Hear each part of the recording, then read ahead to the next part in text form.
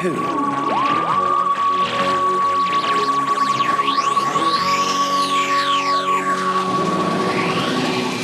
Hello, and welcome to To Watch Who, a Doctor Who podcast. I'm Mark. I'm Sarah. And I'm a Doctor Who fan. And I'm new to watching Who. Yep, watching for the very first time. Very first time. There we are. And it's a new season. Yeah, new Doctor. New Doctor. Ooh, new decade. I know, crazy. In colour. I know, well, yeah. All changed. I was really worried about going to colour, but actually it was fine. Okay. That was my biggest concern. So, okay, yeah, colour, woo. Bring it. Well, this is very exciting. I think we should just go straight into the story. Oh, okay. So... Do you not want to set us up? Well, yeah, that's what I'm doing now. Oh, You join us, listener. We're in this unit tent. I've set up the podcast stuff. We've got a unit cup of tea. Of course. If you remember. Yeah. Monroe and the Brigadier's outside. Of course, yeah. There's a dog around. Do you remember that dog? The dog? There was a dog. Okay, there's not a dog. It's not a dog. Not around here. Not around here. Okay, we'll try and remember the dog. And we are joined by a special guest as well, who is just about to enter the tent. Mike, welcome. It's bigger on the inside. Well, yeah, welcome to the unit tent. Thank you for having me. My security clearance got me through. Yeah, you got through all right. Psychic You paper and all. didn't sort of rip the back of the tent and let yourself in. Yeah. How apt. So, you are a Doctor Who fan? I am a Doctor Who fan. Good. Yes, you're on my side. How long have you been a Doctor Who fan? Do you know what? My first real memory of watching the show was 1996, the TV movie, the McGann. Wow. Although they did start re-showing it on BBC Two in the early 90s. Yes. It was after the 6 o'clock Thunderbird slot. You'd either get The Man from U.N.C.L.E., other shows of that era. And I remember they started. They didn't really commit to the run, did they? I remember them started the trailers for the Time Meddler. I think they went for a story, didn't they? Representative of each era. Other people will remember far more detail. They'd have looked up BBC Mark's Genome. so excited. Sorry, that's my reaction because that's when I first started watching. Yes. So I started with The Mind Robber. Did you? So right. And then, it was one for each Doctor. The Demons, Genesis of the Daleks, Kate Ranjazana. Yes, yeah. 90s fan then. Yes, just about 90s fan. For me, a few key things I remember. I remember all the buzz around the TV movie in 1996, as we now call it. The Radio Times did this wonderful pull-out. You will remember this as a crash course for the show, and it was beautifully prepared. Quite a few pages to it. Not just photos of each Doctor, but key moments from each year, even equivalent of telesnaps, I suppose. And I really remember this is one of the many reasons I love Spearhead is the montage of shots they have from the very famous sequence midway through episode 4, and a montage of monsters, a montage of guest stars throughout the eras. It made you excited for a show. Probably the last taste people have got before this era of streaming and even widespread DVD use of discovering the show through a written medium, as so many people did with the Target novels, before they'd seen repeats, before they'd even the show go out live. Yes, yeah, I remember the excitement for the TV movie because I always say Paul McGann is my Doctor because that was the newest thing that was on when I was watching. Yeah. So did you get the videos? Do you know what? I didn't really. I did, though. I did, because my stuff, Jerry Anderson's always been my obsessive area of interest, of collecting, of memorabilia, of following the shows. I didn't get the videos. I did go to the Longleat exhibition.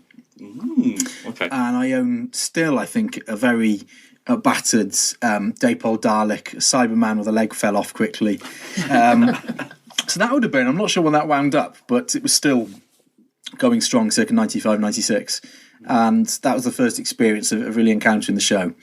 And it's dipped back in, and then, of course, it was the revival. But I remember the first time I watched Genesis of the Daleks, for example, a university friend, and then... Yeah, and I real crash course over a number of years then, in a pretty short space of time. That's like you. Yes, I was going to say, like you. Like the same. Yeah, those 90s repeats, I think, had a big impact. That created so many fans. I think so. They chose well with what they went for. Yeah. But you were still seeing it in the manner in which people had discovered it before, albeit with the knowledge of, there is a great history to the show, on the 8th Doctor by then, at least by the mid-90s, and You know, I remember going to the Museum of Moving Image in London, which isn't there, and it was where I think it's where the BFI is now. Okay. And they had a selection of the props there. There was a Dalek that you could walk into with a vocoder that didn't quite work. I think the special weapons Dalek had been there, not to give us previews of the future, but that wasn't there at that point. The prop had gone from that point. But and of course the show was off the air. Let's not forget, this is a point where the show was gone and was treated probably as a little bit of a joke in the wider sense, although clearly fans and people who love the show and know it as well as we all do still had that great fondness for it. But yeah, apart from all the novels and everything else that was going on at that era, to all intents and purposes, it was a well-loved but a thing that had passed. So it was a funny time to discover it. Then, speaking of Spearhead from Space, I think it was 99, they repeated on BBC Two. They started this season, and I think they only did the first 2 stories. I think that was an episode a week. So I remember all the trailers. They did Doctor for Who that. Night. Yeah. Oh, and Doctor Who Night, yes. Yeah. I think they did Doctor Who Night, then they launched with Spearhead from Space on a weekday, 6 o'clock on BBC Two. So remember that being on. But obviously I'd seen this on video by then, so... And it's that funny thing, isn't it, of what is your stepping on point? They clearly made choices, and we can all see through that era of what would you show someone who's never seen the show before. And for me, Spearhead still is, in the sense of what it was set out to achieve, is, you know, the show had survived one change of lead actor. Would it survive another? Again, hugely popular Doctor in Patrick Troughton. All of the changes behind the scenes, the need to move to colour, which by no means the first colour TV show, but the majority of people still didn't have colour sets. They still needed to move with that. And of course, all the kind of upheaval behind the scenes that was going on that influenced the production of that show. You still bring it to it. What a wonderful start of going into a show if you've never seen Doctor Who before, if you've got the vaguest idea of what it's about, and you can jump on at that point and you get that introduction. Well, yeah, it's a bit of a reset. I was going to say, there's nothing from the previous season that goes, we haven't got a companion or anything like that we've had before. So it really does feel reset. like you're starting, like, you know, you just need the knowledge of, like, this person is the Doctor, which, you know, he is, but as long as you've got that, like, okay, well, this person is this character, you can just go with it. It's a really interesting start. Okay. Sarah, can I ask you? Yeah. Before you watched this, did you know who John Pertwee was? No. Are you going to tell me? Right. Well, he's the third Doctor. No, you meant he was in something. Did you know he was the third Doctor? Because you didn't know. When we watched the War Games last time, you had no idea. But it's very clear that he's the Doctor, because the first thing he does is walk out the TARDIS. Well, yeah, I know. Yeah, Fall out the TARDIS. But I mean, when you were watching it, you didn't know who it was going to be. And so his face comes up in the opening. Yeah. And you're like, okay, that's the Doctor. That's really exciting, though, to not know what's coming up. I know. And not know what to expect, because that everybody would have had that at the time. I mean, Pertwee's a big name, but he was known as a comedy actor, a very versatile actor. But, well, what's he going to provide? What are we going to have here?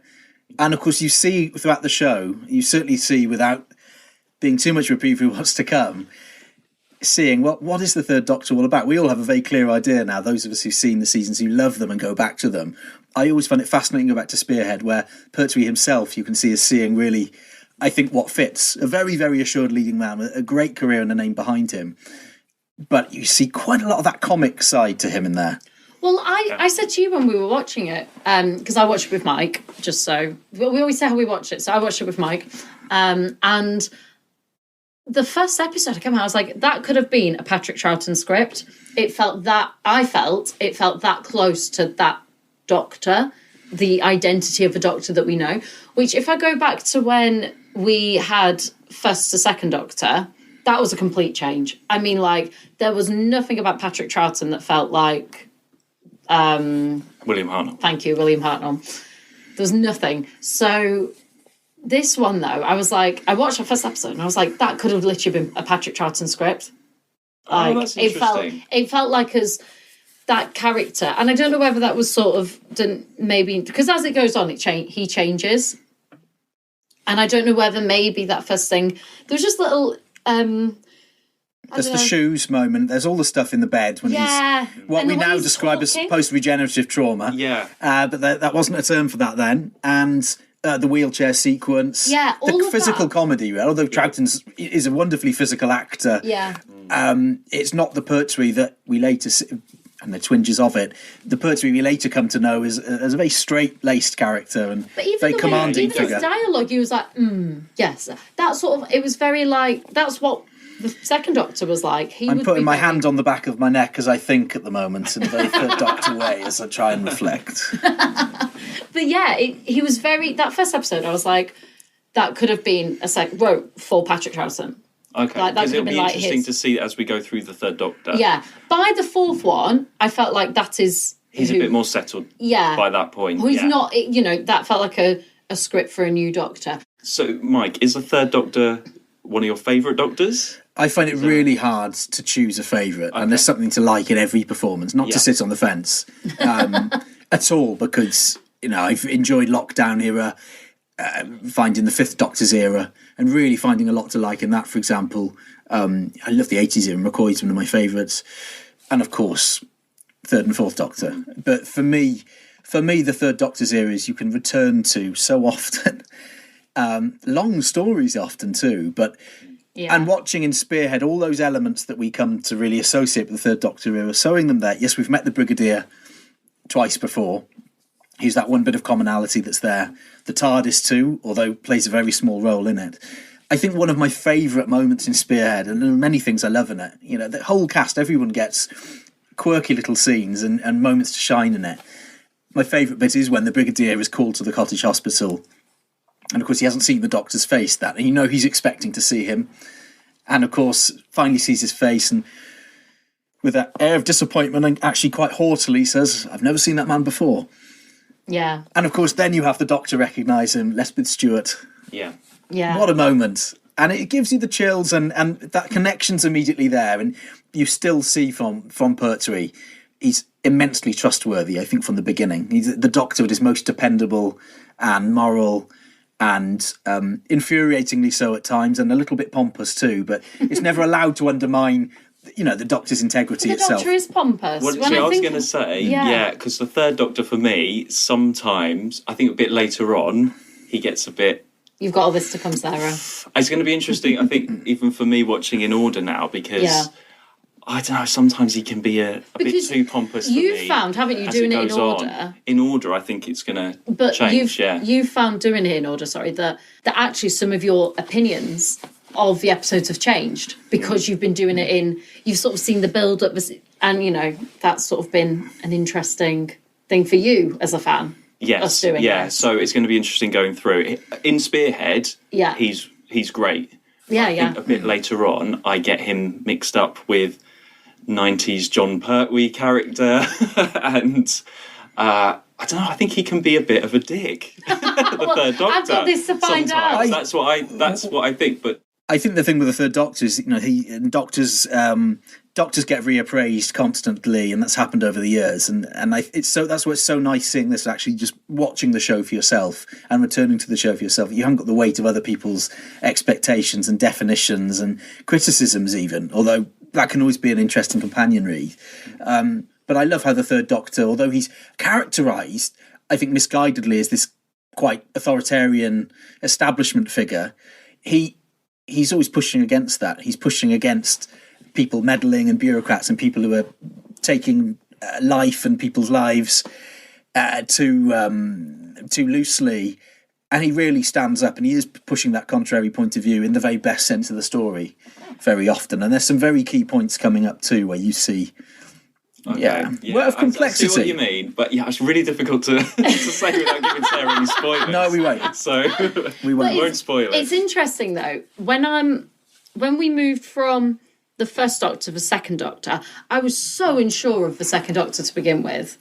He was a bit off in Power of the Daleks for quite a while. I don't know, I was so used to the First Doctor, and so this new person, and then I grew to love Patrick Troughton as the Doctor, and that was, he's just great. But early on, we had a lot of, I was like, I just don't know. I just can't, is he my Doctor? Like, I didn't feel that, Whereas actually this one, I've come out and I'm like, now whether this is because I'm getting used to the way it's structured and stuff, and I'm like, okay, this is the Doctor now, and this is who it is, and I just adapt to it much quicker, that this is an ever-changing character. I don't know, but I felt a lot more settled with this guy being the Doctor straight off than I did with Patrick Troughton when he started. And talking of introductions, I do love the moment where the Doctor meets Liz Shaw for the first time. Yeah. And when you see other characters in the story, male characters in the story, talking down to her, although the Brigadier treats her with great courtesy throughout. And the Doctor immediately recognises a kindred spirit as a scientist. And there's that wonderful moment, the eyebrows, where the Doctor has talked about them coming in very useful on the planet Delphon. Yeah. And then Delphon for how do you do? And that winning smile immediately, and getting straight to work with her.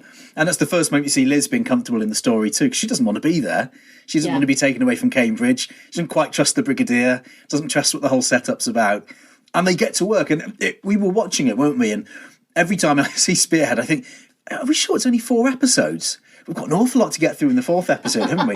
And it reminds me of that. I always think, the Auton breaking through the window is the start of episode 4. It's not midway through. The Doctor hasn't built his device yet to tackle the nestings. Oh, well, he has. And they deal with that. They deal with General Scobie very quickly. They all come out. Yeah. But I like the pace of it. I really do. Oh, well, this is a fan favourite. This is definitely I can see why. This is considered and the look of it as well is very different. It's and that's on film. Yeah, of course, and that's because there were strikes. Is that right? Yeah. Shot it all in Ealing. I remember when I was living in Ealing, in London, in about 2008. I remember watching the story. It was the first time I made the connection with it actually being filmed there. And hang on, that's where the Marks and Spencers is now. That key sequence on the high street there. Mm-hmm. Goodness me. And shooting it all on 60mm film.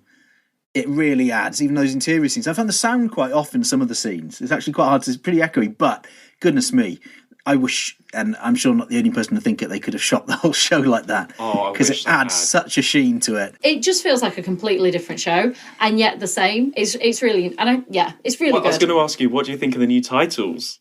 Well, they're all colour, so that was the thing. Was it a shock? Yeah, and part of me was like, was this what it always was? But then it was in black and white. I had like a moment. But I like it. It's bright. It's like, hey, we're here in colour. Look at us. New titles, new face. Great. Okay. Well, let's. I've got a few notes going through the story, so we'll quickly go through the story and pick up points as we go. Okay. They've come down. Where? Sector 5, Epping. Bearing? Just working it out. You know, I still think it was a formation, Mum. So we have these meteorites land in Essex. That's your neck of the woods. My neck of the woods. Oxney Wood, apparently, and I looked it up, and it is a real place near Braintree. I know that area. There's a good designer outlet near there nowadays. A reasonable drive from TV Centre too, so it's sorted. And we see the Doctor land in the TARDIS. We see the Doctor, and then we meet Liz Shaw. We see Liz Shaw in that car. Liz Shaw's entrance. I've been to Liz Shaw's entrance. Oh, Mark, that is a line right there. I've been to Liz Shaw's entrance. Where she goes in the car, that's near St Pancras. And where you can go there. I went there last month. I've got a photo of it. I've been to Liz Shaw's entrance. That car goes in under there. That's still there. You can see St Pancras Hotel in the background. Okay. And I visited we'll have to go. I love it because it feels very much a product of the era. You think they were shooting that in 1969, and it feels again the sequence of it like something like the Avengers out of Department S, of Randall and Hopgood on those ITC shows, and it has that kind of glamour to it. It feels like London shot on film like that from that era. Looks wonderful. Although Clothes Watch, what Liz is wearing is very, I don't know, it's like this sort of vacuum formed plastic on this jacket. Yeah. It's very maybe it's modern. We're into unit dating controversy now, so maybe it is a future that we never got. So we're going into the 70s and it's all very beige and brown, and the Brigadier's in his beige outfit. It's all very, for colour, you're like, they could have had a bit more colour. Well, we already had and that's probably, again, an experience of shooting it. When you look at the shows that had been shot in colour for a few years by that point, and the Avengers, for example, the colour palette they use, and you look at that done now, and goodness me, it pops out the TV. Although, I should say, by the late 60s, you look at the Tara King era, Steed's suits are all beige as well. He hasn't got those wonderful grey cuts that he had before. Well, I noticed, I think Liz is, when she's being a scientist, in her science outfit, I think that's a yellow coat rather than a white coat. And I thought maybe that's why. Did I see that as yellow? I'm sure I saw that as yellow. I don't know. I remember thinking, she's not in a white lab coat. Maybe they've put her in a yellow. It's got a yellow I wonder tint. if that's like because like you said, some people wouldn't have been on colour TV yet. Well, yeah, it wouldn't. Yeah, they're still getting used to it. So you think they did bear that in mind, of course, with the Hartnell TARDIS set and the console, and when they recreated it, it's green, isn't it? Yeah. So, Sarah, were you surprised to see the Brigadier? Did you remember the Brigadier? I did remember the Brigadier. Sometimes I don't remember You didn't remember him at all in the Web of Fear when we talked about it. You had no memory of him. I remembered him this time. I did remember him. But I think that's because, like, in the Web of Fear, he was, like, establishes this new thing. I hadn't put it in the context, whereas actually it's the exact same, this unit context. Does that make sense? Right, yeah, it's unit again. Yeah, yes. So, like, there was a similarity enough for me to follow. But yes, the Brigadier, I recognised him. That was nice. And then I mean, can I just say, that actor probably didn't think he was going to be getting this much work from one character. And third appearance now, at least. Well, it's funny because he wasn't... Nicholas Courtney had been in the show already before from the Web of Fear and come out with the Invasion. Yeah. He'd been in the show. Yes. And then, of course, he wasn't cast as Lethbridge Stewart in the Web of Fear originally. He was to play Captain Knight, wasn't he? So that could have been the end of it. And he always struck me as someone... I'd have loved to have met him because he was a guy who was very, very proud of his association with the show and was a familiar face on TV and those kind of parts. For me, the Brigadier in Spearhead is just absolutely at his peak then and that early era. And he is that reassuring presence. And you're with him because you're expecting to see the Doctor and you expect to see this happy reunion. And, of course, you're completely cut short. And maybe there is that element of, is he the Doctor or not? That seed's sown because you've not seen him actually regenerate. Yes, he's in Troughton's clothes when he falls out the police box in a long shot, but you don't see the face switch and that ease and moments of that. So there's still even that little seed of a bit of confusion and doubt. Yeah, because he doesn't say anything or do anything. No. For a while. So you're following the Brigadier and Liz, and they have this conversation. So what are your impressions of Liz? I like Liz. I was really worried we were going to have a classic non-believing whole situation for ages where, like, we go, like, the whole story. And they're like, no, none of this is true. And I'm like, oh, get over it.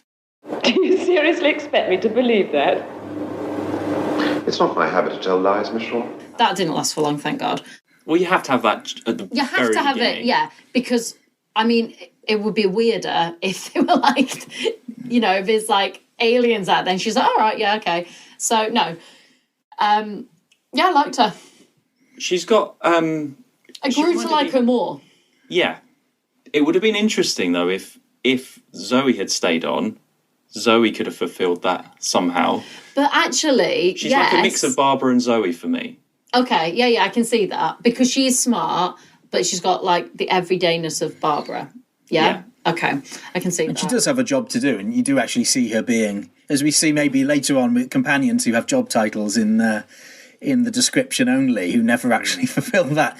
You know, Liz, at the climatic scene at the end, actually fixing the machine, and that moment of her believing actually is tied in with her engaging with the Doctor and quietly being impressed with him, recognising that it's a sphere that was hollow, etc., etc. Yeah.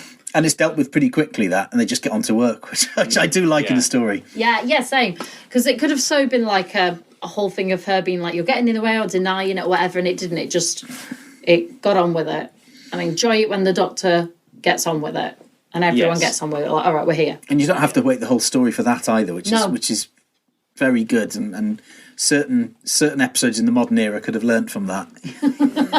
It's okay to be out your comfort zone, but not out of the comfort zone of liking the show, as someone put it once. So. Well, that's your opinion. Yeah.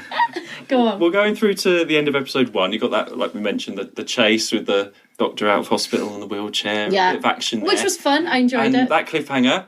Shot. Yeah. What's he say, like, who told you to fire, you stupid, or whatever it is. Who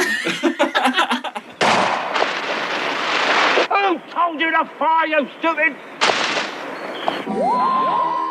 Is that Pertwee's first sort of, that face that he makes when he gets shot? He's like, ooh. Oh, the eyes roll back. In his eyes. I really liked the scene. I'm pretty sure it was the first episode when he sees his face for the first time. And we've said this. No. Yeah. Where he has the mirror in the bed. Yeah. That whole thing, I could imagine Patrick Troughton doing all that. I've never thought of that before, yeah. I could imagine Patrick Troughton, if that had been like the Doctor's and like his first or whatever, I could imagine that. We have a Channing, creepy guy in the background of the hospital. Oh, yeah. He was creepy. He was really good. Now, colour, I think, makes people creepier, is what I'd like. They have that plastic sheen that they have given to his face does add something, though, doesn't it? Yeah. Yeah. Deliberately done. I thought that was really... And when there's that bit where he's looking through... I think it's a bit later where he's looking through the sort of the glass and it's all... Yeah. The Brigadier sees him in the factory. Yeah, he's He just looks there in the freaky. background. He's good because he's there in the back. He doesn't say anything for quite a long time. He's just there watching with the crowd of the journalists. Yeah. You know there's something. Yeah, you just don't know what. Yeah. And you really don't know what. Because sometimes in these stories, it's really obvious that you know, okay, but I wasn't even sure if he was like part of the hospital, and I literally had no idea. I was like, this is really interesting. So then you go to the plastics factory and seeing all the dolls being made and everything. So again, that was a good scene because like it built up. You know, something's going on here. It's all very dodgy. You can tell it's dodgy because there's a guy that looks like Mr. Bean who's just like, you know, the guy. Who was it? Who did I say looked like Mr. Bean, Mike? Oh, the employee who's returned to find his workshop missing his equipment. Ransom, yeah. Yeah. So he looked like Mr. Bean. He had the red tie of Mr. Bean. Yeah. He had the brown jacket and the trousers. There is you're quite right on that. It's the exact colour. Clothes watch. He looked like Mr. Bean. Maybe that's where the inspiration for Mr. Bean's outfit came from. Because he pulls some great faces, very like, oh, when he's like getting chased later. But yeah. The look of horror when the Auton moves, which is the end of episode 2. End of episode 2. So let me not jump ahead too much, right. but it's just, and I just say in it, and Sarah will have her own observations on it. The Autons move so fast in this story. Yeah, which adds an incredibly creepy quality. That's what makes them more of a monster. I love the Autons. They're one of my favourite. And they're never better either. They're never better. Yes, yeah, they're not as good later on. Say, and later. Everything about them, it's the face. There's that hint of cruelty and personality in those face. And just how fast they move. And the moment when the Auton runs out in front of the street, in front of the car, goodness me. Yeah, and I think that's what it is, because you have all these monsters that we've had in the 60s, and they tend to sort of lumber on. You can run away from the Yeti pretty easily. Like an ice warrior. The ice warriors don't move fast. The ice warriors are the worst. It is in these. It's very simple. Let's not forget outfit with the boiler suit. Let's not forget the ice warriors went into a whole room and completely missed that guy. Like, in what was it? Seeds of Death. Seeds of Death. Like, he is there. You can't miss him. They are useless. Yeah. But these guys, there's an Auton straight in there. Yeah. Done. The Autons, the way they shoot, they almost hit people on target most of the time. Which is rare. It's one of many stories, but it's not very good to be a unit soldier, this one, isn't it? Yes. Yeah. But I think they're amazing in this. And it's a great, we haven't had anything as scary, I don't think.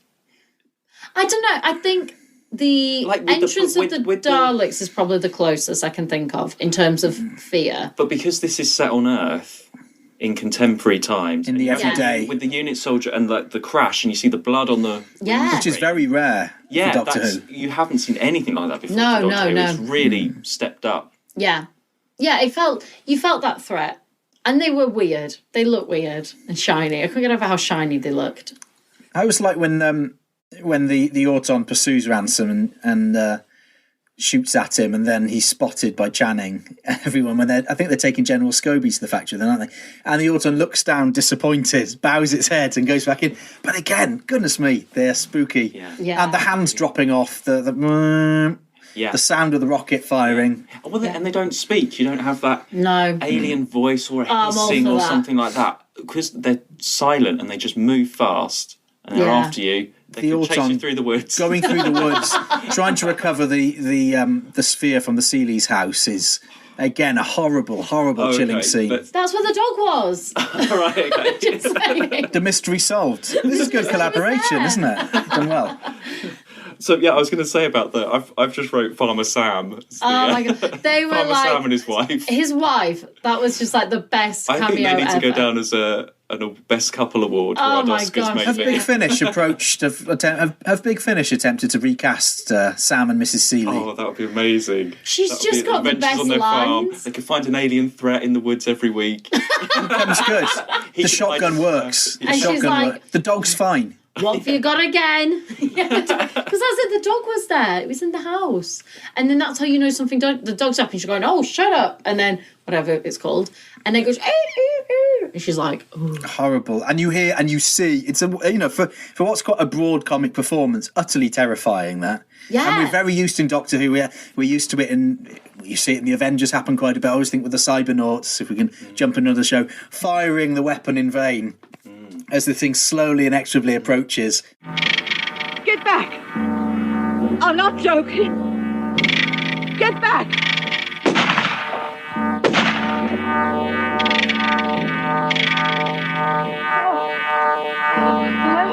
Utterly terrible. It doesn't even touch her. Well, you don't see that, and she's okay. Yeah. But it's an utterly chilling I thought she was scene. dead. I thought she was, actually. I wrote, she's dead, and then Liz was like, oh, she's going to be all right, and I crossed that out. Like, she's fine. Well, you just presume she must be dead. Yeah. Because these things are killers. I mean, not only 5 minutes before, there was blood on a screen, you know? Yeah. So... And good for her getting the gun and... Having a go. And having a go, yeah. She is great.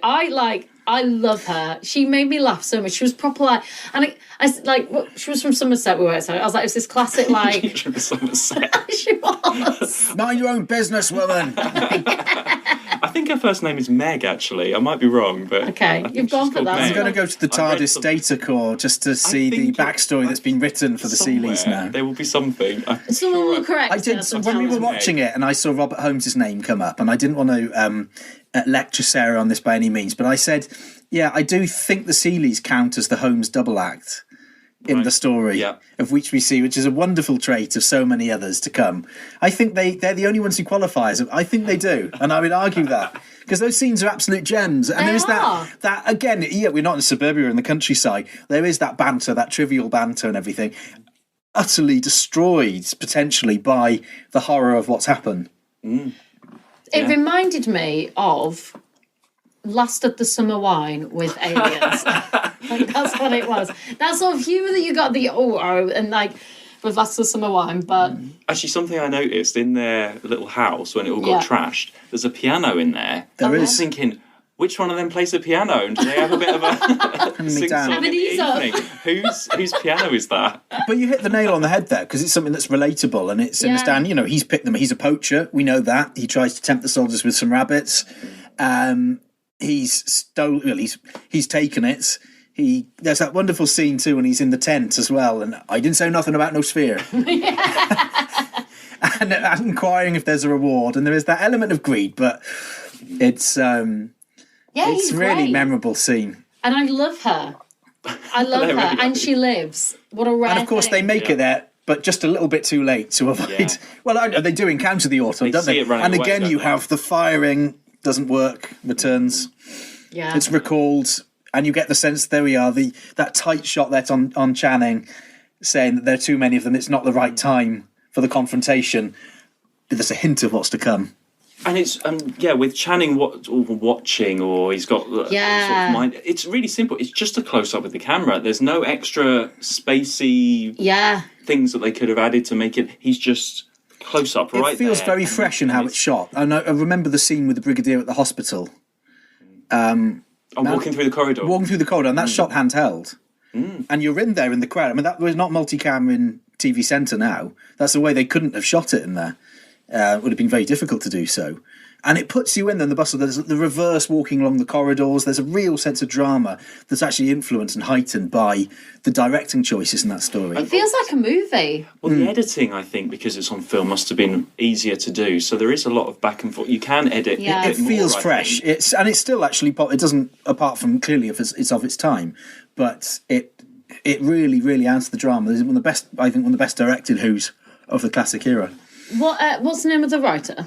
Robert Holmes. What's he done before, Mark? He's done the Crotons. Oh, okay. You liked the Crotons. I did like the Crotons.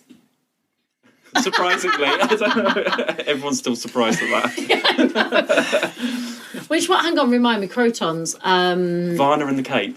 Oh, yes. Yeah. I'm with that. Varna and the Cape. Just a shout out for Mullins as well, the porter. Phones in for stories. Yeah. Do you know what? I find him really annoying. That's his actual voice. That's his actual voice. It's Alvin Thomas. And you see him later on in The Green Death. You do, yeah. And I have a like friend his- of mine is a relative of his, and he died in the early 80s, but a friend of mine's his nephew. I like his character in The Green Death. In this one, though, he's just stirring it thought- up. Are you pay for stories? Yeah. He's just stirring it all up. Oh, but he does stop the journalist getting through those. More than my job's worth, boys. Yeah.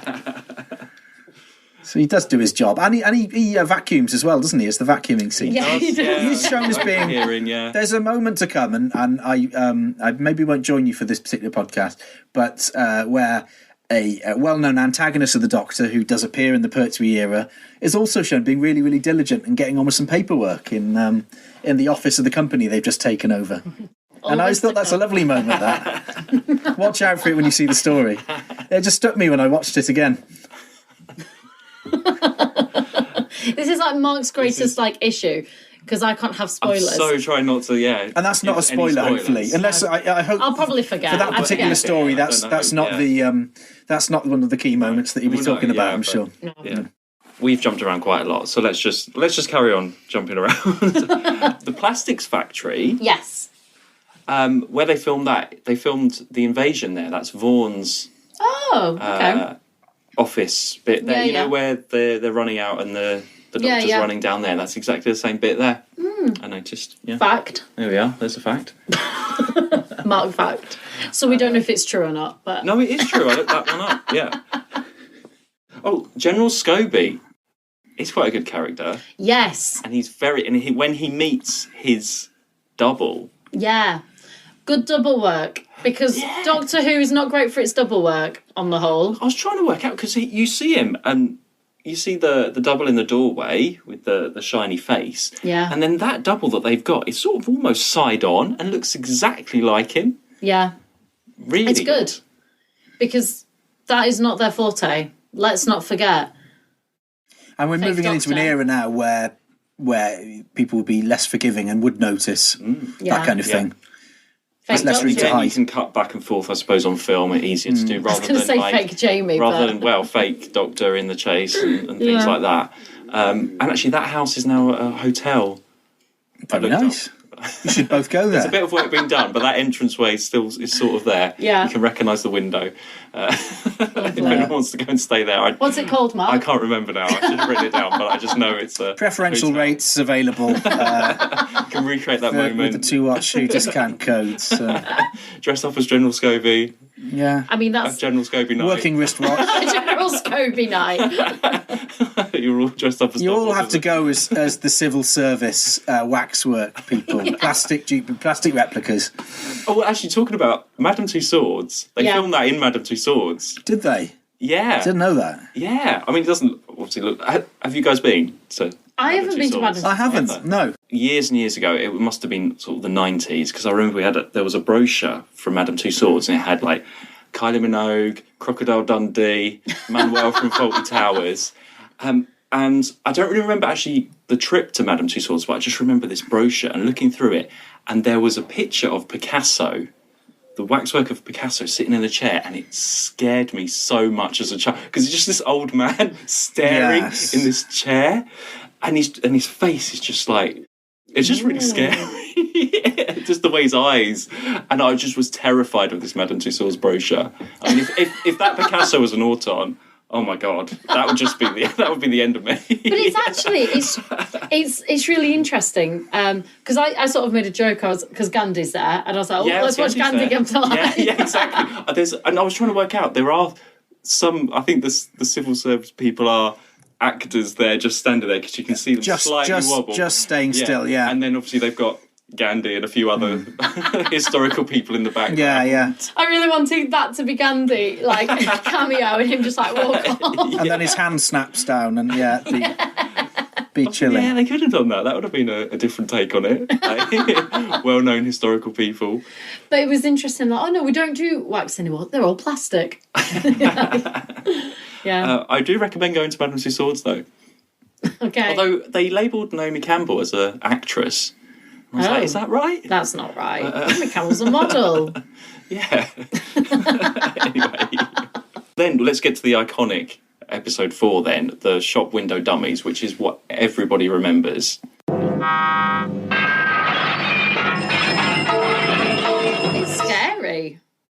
It's really scary. Yeah. It's like, it felt as iconic as the Daleks coming out of the water or the Daleks over the bridge. It's in that category. Definitely. It really is. Yeah. And you don't actually see any glass smash. No. It's just, you see them stand up and then you hear it. And the musical stings. The musical stings as they do it. And there's so many things that, I mean, quite a lot of effort would have gone into shooting that sequence with the number of performers there. But then it's what you get a sense of something much bigger happen. I remember saying when we were watching it, there's an awful lot of scenes immediately picking up from the previous one. So the Brigadier's immediately on the phone getting reports of similar cases all over the country and sites being attacked. You don't see the military bases and government sites being attacked, but you believe it's happening. And the urgency with which that scene is shot and edited and put together really puts a pace to it. Well, they had enough sort of people in the streets, and that went on long enough because it hasn't happened before. Because in the invasion, we saw a couple, like 2 or 3 people fall asleep, and that was about it. They've done it really well to make you do believe that that's happening. All those people at that bus stop, they're in a very straight line. Guy on the bike as well. The guy going off the bike. Yeah. I always remember that from that Radio Times guide 1996 and the shot of the policeman's face. Yes. And it's also awful. All of the, I was like, I started naming them as Beatles because they all have the same hair. Like, sounds like, the Beatles here. There's Paul. There's Ringo. Because they all had the same hair on those that's the time, isn't it? Yeah. Well, of course it is, yeah. And that's part of the joy of it. Like, because it is. Well, they're in close with the time, aren't they? Yeah. If a well-known discount retailer is looking for more ideas for their Doctor Who figure range to reissue, and they have very kindly already done an Auton of that era, another one. But if they did them in those costumes, I'd probably buy them. Oh yes, policeman and the woman with the handbag and everyone like that. Yeah, easy to do. That's I can't believe they've not done that. And they could use the hair head sculpt to do a Jamie too, couldn't they? They really good. Making a little go a long way. Oh my gosh, they're so good. And you have a little picture in the box of the shop window. Yeah. Very good. Oh well, if you're listening out there, Aldura, yes.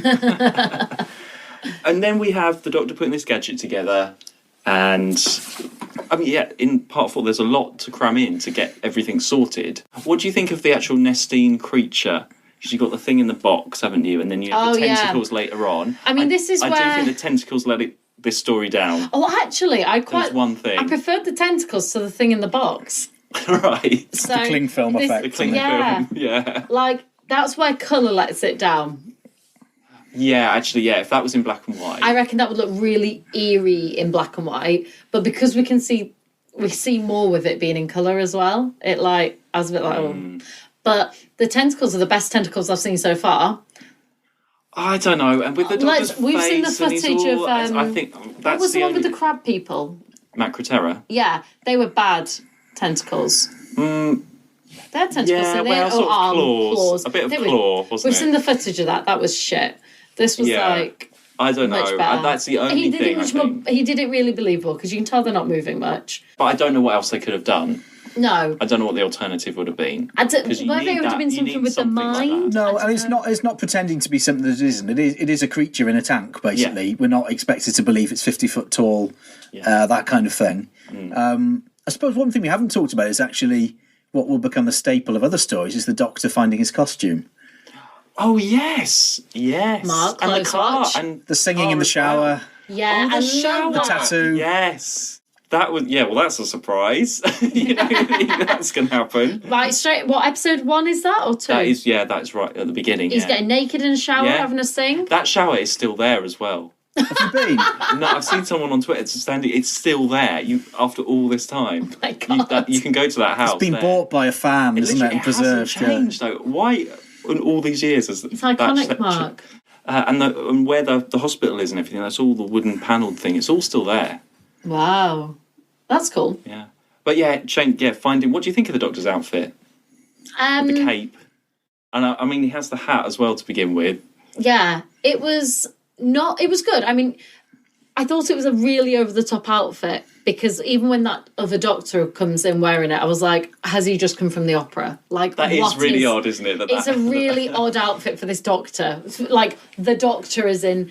You like the doctors only thing in the parking. Speaking of, that was a funny touch, yes. Yeah, doctors and when only. he sees it, he sees the sign and then goes to. It's a wonderfully played bit of comedy, which Pertwee's so good at doing.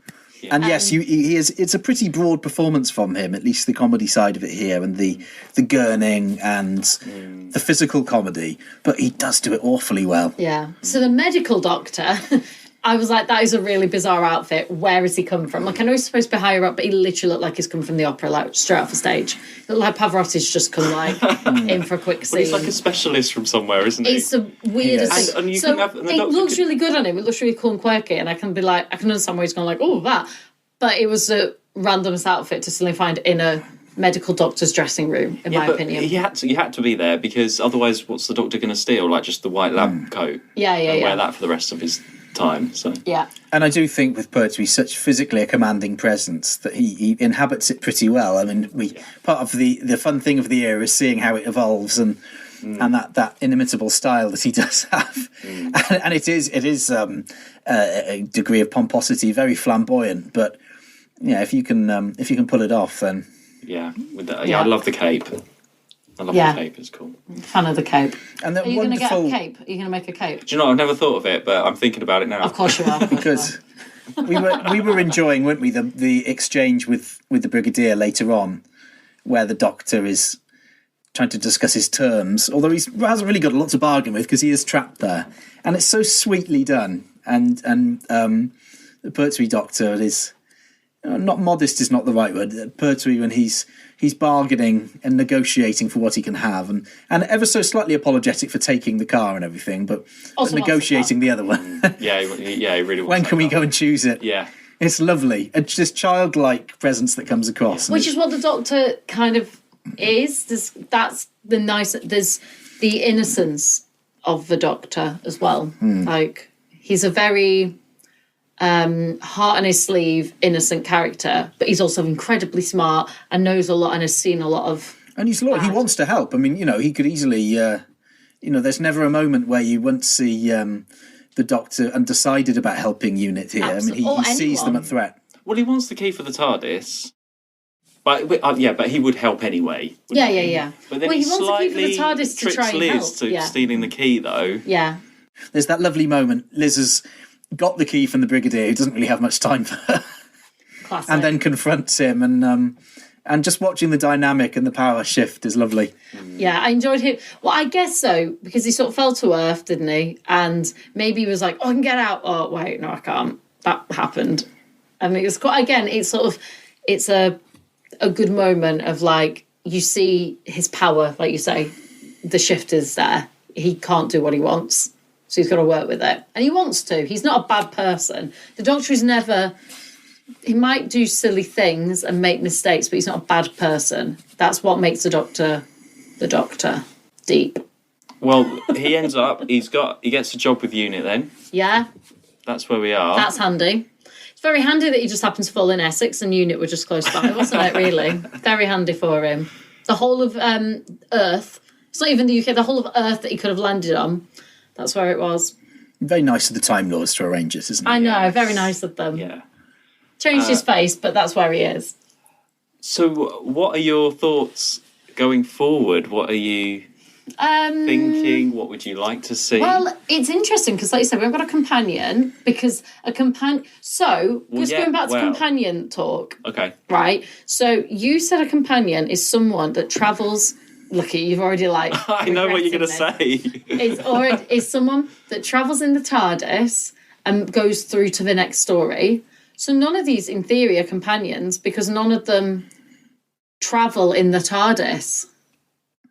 Okay, yeah. Okay. So we haven't got companions if we're going by that. Well, we'll see what happens, won't we? We will. But that's where I'm at now. Yes, I do go by that. Actually, Mike, can we ask you, are Katarina and Sarah Kingdom companions? Well, that's the debate that's been going on for... That is the best part of 60 years, isn't it? Yeah. What would you say? No doubt will. Where do you... limited story appearances. I think we're allowed to count them. Yes. They're not companions. Yes. They're not. You see, I wouldn't... I mean, Dodo had limited. So. I mean, in terms of what we've seen in the Brigadier, I wouldn't count him as a companion. A companion. No, he's not a in companion. the same way as... He's not a companion. Because he's always stays there. Of course, with the 13th Doctor's era, they're referred to as friends of the Doctor. Yes. Yeah. So, friend. Well, yeah, I see.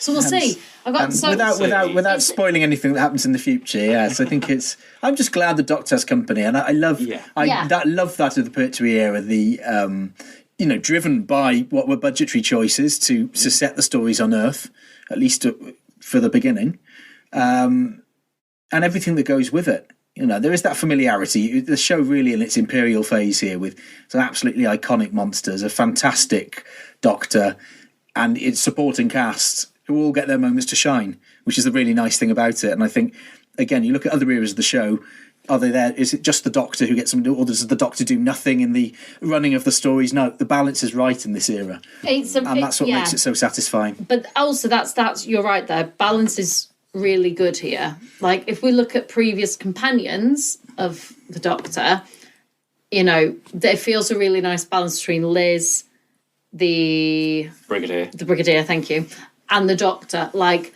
the Brigadier has the status that the Doctor doesn't have right now, which is an interesting. And yet, actually, he has all the power. He has all the knowledge that the Brigadier does not. But in terms of earthen status, the Brigadier is the Doctor can't go and can't do anything. He is there. He's powerless to the terms that they are setting. It's very interesting. We'll see how this goes, because that first story of each Doctor is always slightly different. You always have the Doctor sort of out of it for the first couple of episodes. Yeah, I really liked it though. I did enjoy it. Good. It's a good start. It's a really good start. And it was only 4 episodes as well, which is good on you. Good on me. 4's a good amount for me. So go on, tell me about the next one. Oh, okay, right. Well, it leads on nicely. Here we go. So the next story is 7 episodes. Okay. I'm sorry. It's okay. That's one we have to do in one sitting. That's going to be a tough one. It's a good one, though. I struggle with more than 4. When we get to 5, it's and 6 is oh my gosh. So 7's we're touching. I can't split it either. 7. 8 I could. 7's tricky. Anyway, go on. Break it to me. And it's called Doctor Who and the Silurians. Oh. To give it its proper title. So it's called Doctor Who and... Doctor Who and the Silurians. That's what comes up on screen. So therefore that is what it's called. How interesting. The Silurians, probably some people would say, but... Interesting. Okay. Yeah. I think it's going to be set on Earth. Right. Yeah, that's what I presume. And I don't know, Liz in her new Barbara Zoe role, as you've said, will, I don't know, really help the Doctor, and they'll become a little duo. And the Brigadier's there, the dad of the series, oh. So we'll see. That's what I'm imagining. Okay. Yeah. I can't wait to hear what you make of it. Cool. Well, there we are. We will find out next week. Yeah. Thank you, Mike, for joining us. Thank you very much. Thanks for having me. I'll come back. One day I shall come back. I didn't even plan to say that. Maybe I'll come back for the 3 Doctors. Oh, that's there's a spoiler. Didn't say what happens in there, did I? There'll be outrage now. There's going to be outrage on Twitter. Just a tantalising glimpse of your future. We don't know when that happens yet. No, we don't. Okay. 1987. Joking. Well, you can find us on Twitter and Instagram at 2WatchWho, and you can support us at buymeacoffee.com/2WatchWho. And thank you to our supporters. Yes. Our Katarinas and Ediths. Edith, there we go. Oh. The first mention of Edith for this season. See you next week. Bye. 2 Watch Who.